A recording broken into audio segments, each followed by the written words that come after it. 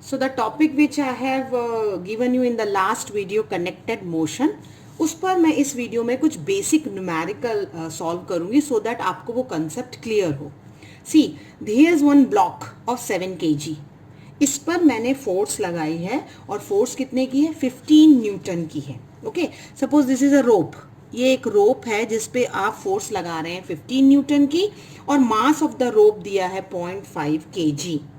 Now what I have to find out कि what is the force exerted by the block on the rope.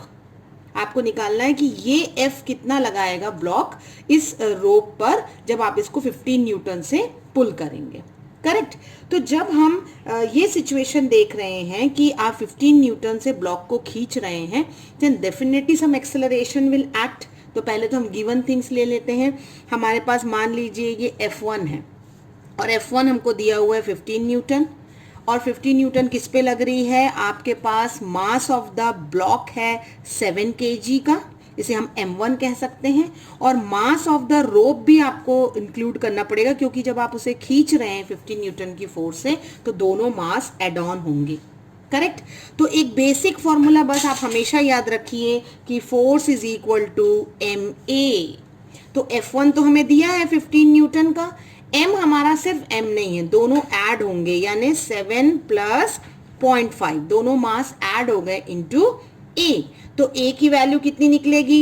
15 by 7.5. The answer will be 2 metre per second square. Correct.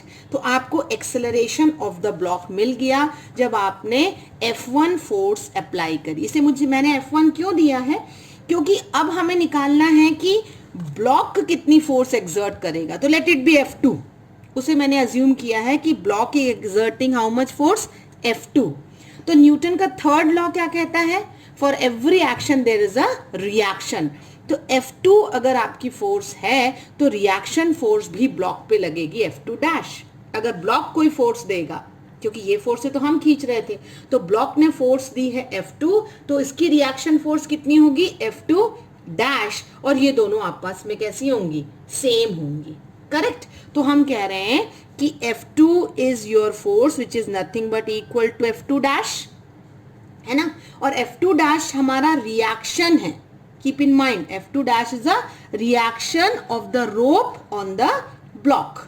ये reaction में आ जाएगा. तो अगर मैं F2 निकालना चाहूं, जो मैंने कहा कि how much block will give the force जब वो 2 मीटर पर सेकेंड स्क्वायर का एक्सेलरेशन प्रोड्यूस करेगा, तो that is nothing but MA, है ना. M कितना है ब्लॉक का? 7 है और एक्सेलरेशन जो है वो होगा मास इंटू एक्सेलरेशन. मास हमारा है 7, ब्लॉक का acceleration 2 we have find out. So F2 is 14 Newton.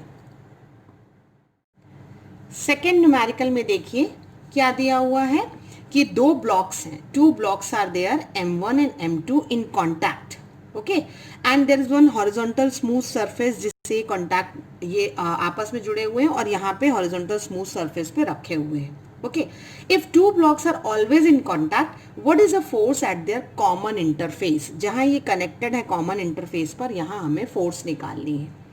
So very general जो आपको याद रखना है is Newton second law F equal to MA and the Newton third law कि for every action force there is a reaction force. This 2 things plays a very important role in connected motion.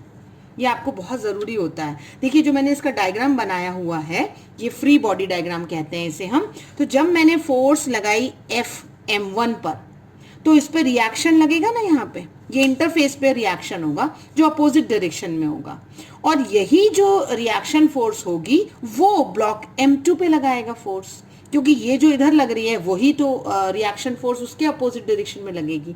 So this is the free body diagram. तो आप सबसे पहले M1 पे जो force लगाए हैं उस फोर्स को तो मैं क्या कह सकती हूँ? मास. तो दोनों का मेरा ऐड होगा क्योंकि कैपिटल F तो हम दोनों बॉडी पे लगा रहे हैं, इनटू एक्सेलरेशन.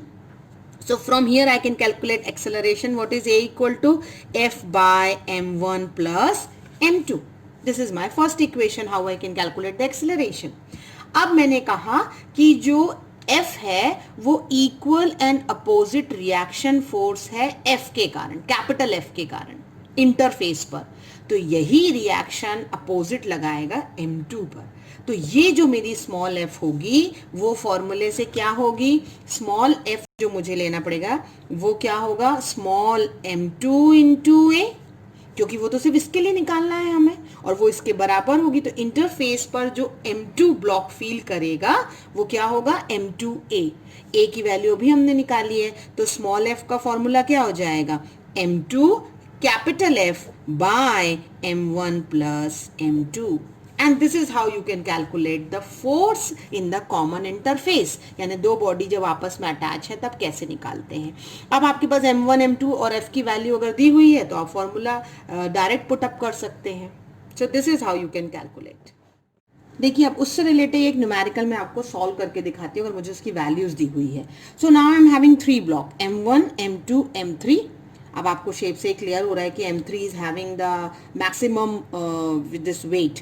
तो M3 का जो मास हमारे क्वेश्चन में दिया है वो है 15 kg, M2 जो है हमारे क्वेश्चन में दिया है 10 kg, और जो M1 है वो दिया हुआ है 5 kg।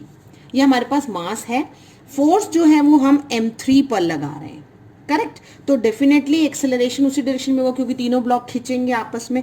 तो ये अगर आपस में रोप में कनेक्टेड है सपोज, तो they will just pull in that direction. I have to find the tensions.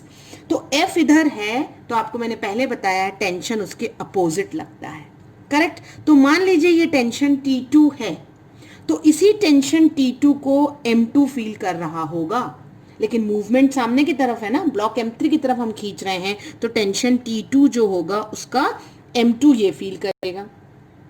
Now this tension T2 will give a opposite reaction on the rope between M1 and M2। इन दोनों के बीच में ये tension देगा इस रोप को tension, जिसका direction opposite कर सकते हैं हम, इसको टेंशन T1 दे सकते हैं।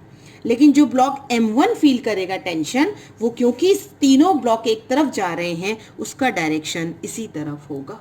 So this is how you have to mark first of all the arrows of tension कि फोर्स कहाँ लग रही है। अब क्वेश्चन में कहा है कि फोर्स जो है वो 50 न्यूटन की दी हुई है, 50 न्यूटन की फोर्स लग रही है, तो तीनों ब्लॉक फोर्स के डायरेक्शन में खींच रहे हैं क्योंकि एक्सेलरेशन उसी डायरेक्शन में है।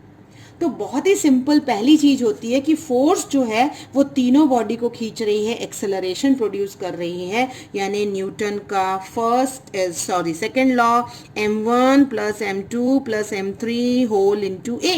ये आपने लास्ट न्यूमेरिकल में देखा ना, मास एड ऑन करके A निकालते हैं तो हम एक्सेलरेशन A निकाल सकते हैं। F हमारे पास दिया हुआ है 50, बाकी है 15 प्लस 10 प्लस 5, तो आपको एक्सेलरेशन मिल गया 5/3 मीटर पर सेकेंड स्क्वायर का। This is how you can calculate the acceleration when 3 bodies are connected. अब हम इसका फ्री डायग्राम बनाते हैं। फ्री बॉडी डायग्राम जो मैंने आपको बताया ना अभी, फ्री बॉडी डायग्राम बनाते हैं। तो सबसे पहले हम M1 को देखते हैं, ठीक है। M1 जा किस तरफ रहा है, M1 जो हमारा था वो आपका इस डायरेक्शन में हमारा T1 था, क्योंकि उसी डायरेक्शन में पुल हो रहा है।